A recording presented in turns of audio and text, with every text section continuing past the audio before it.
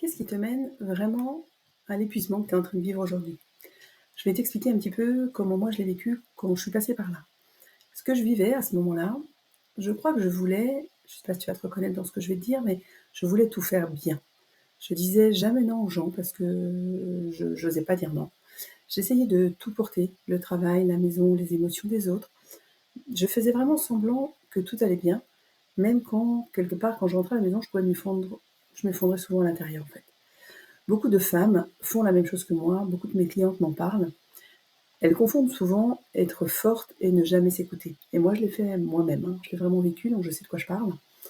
Ce que je ressentais à ce moment-là, c'était, comment expliquer? C'était vraiment une fatigue profonde qui venait vraiment en moi tous les jours, tous les jours, tous les jours, de plus en plus.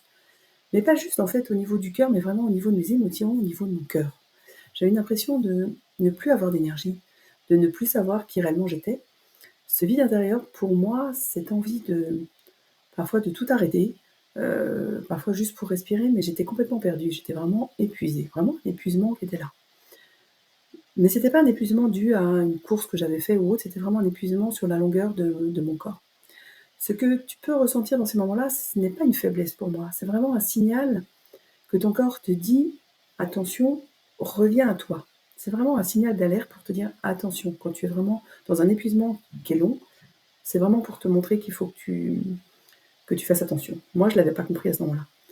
En fait, ça explique que ton corps essaie de te protéger, que tenir bon, en fait, ça me détruisait, doucement, que le courage que j'avais parfois, c'était, peut-être d'oser ralentir, ce que je ne faisais pas forcément parce qu'il fallait que j'avance.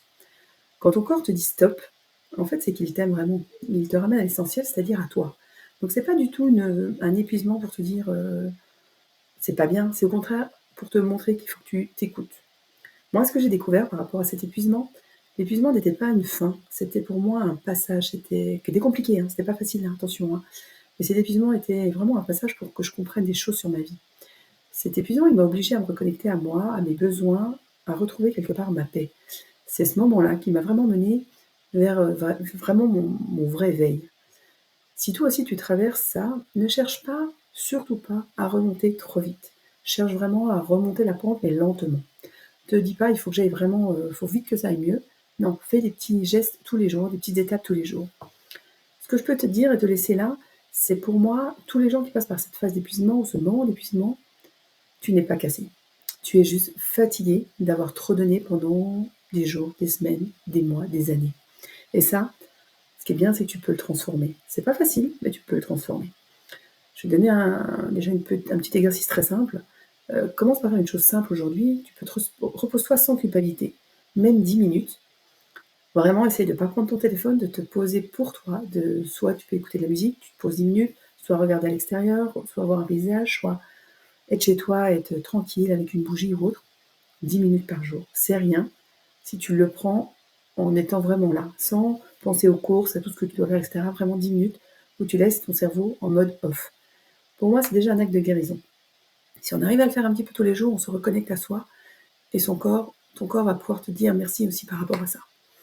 Si tu veux qu'on en discute, tu peux venir en parler en message privé, je te donnerai d'autres astuces pour guérir de cet épuisement et comment le dompter cet épuisement. Voilà, n'hésite pas à venir me parler en message privé.